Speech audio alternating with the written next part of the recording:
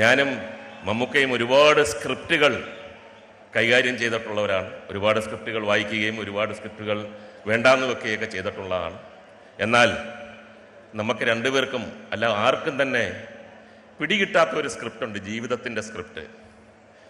41 കൊല്ലങ്ങൾക്ക് മുമ്പ് ഇവിടെ കൊല്ലത്ത് കാർത്തിക ഹോട്ടലിൽ അദ്ദേഹം താമസിച്ച് ബലൂൺ എന്ന ചിത്രത്തിൽ ഡോക്ടർ BA രാധാകൃഷ്ണൻ്റെ ഫിയറ്റ് കാറിൽ രാവിലെ ഹോട്ടലിൽ നിന്ന് വന്ന് എന്നെ വീട്ടിൽ നിന്ന് വിളിച്ച് പുത്തൂർ എന്ന സ്ഥലത്തേക്ക് ഷൂട്ടിങ്ങിന് പോയിക്കൊണ്ടിരുന്നപ്പോൾ ഞാൻ ഒരിക്കലും വിചാരിച്ചില്ല എൻ്റെ ഈ സ്ക്രിപ്റ്റിൽ അദ്ദേഹം ഇന്ത്യയുടെ മഹാനടനായിട്ട് വരുമ്പോൾ ഞാൻ MLA ആയിട്ട് വന്നിവിടെ അദ്ദേഹത്തിനെ ക്ഷണിക്കുമെന്ന്.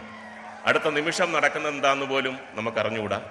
ബഹുമാനപ്പെട്ട മന്ത്രി പറഞ്ഞിട്ടുണ്ട് സമയം കുറച്ചേ ഉള്ളൂ, എങ്കിലും ഒരു കാര്യം, ഒരുപാട് പേര് ആവശ്യപ്പെട്ട അനുസരിച്ച് എന്തെങ്കിലും മമ്മൂക്കയെക്കുറിച്ച് പറഞ്ഞില്ലെങ്കിൽ പിന്നെ കാര്യമില്ലല്ലോ.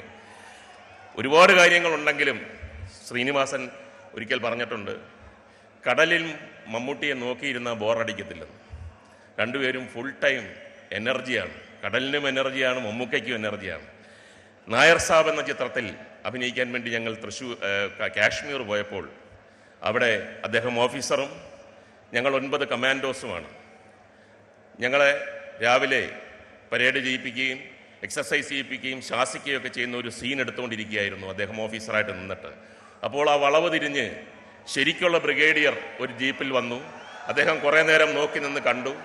എന്നിട്ട് അകത്ത് പോയിട്ട് മമ്മൂക്ക അവിടെ ചെന്നപ്പോൾ അദ്ദേഹം, ഞാൻ തൊട്ട് ബാക്കിൽ നിൽക്കുകയാണ്, അദ്ദേഹം പറഞ്ഞു, മിസ്റ്റർ മമ്മൂട്ടി, നിങ്ങൾ പരേഡ് ചെയ്യുന്ന ആളല്ല, എക്സസൈസ് ചെയ്യുന്ന ആളല്ല, എന്നാൽ ഞങ്ങളുടെ റെജിമെൻറ്റിൽ, എന്നിട്ട് വളരെ സാവകാശം ചെവിയിൽ പറഞ്ഞു, നിങ്ങളെപ്പോലെ സുമുഖനായ, നിങ്ങളെപ്പോലെ എനർജറ്റിക് ആയിട്ടുള്ള, നിങ്ങളെപ്പോലെ ശബ്ദഗാംഭീര്യമുള്ള ഒരു ഓഫീസറില്ല. മലയാളി എന്ന നിലയിൽ, അദ്ദേഹത്തിൻ്റെ സഹപ്രവർത്തകൻ എന്ന നിലയിൽ അഭിമാനം കൊണ്ട നിമിഷങ്ങളായിരുന്നു.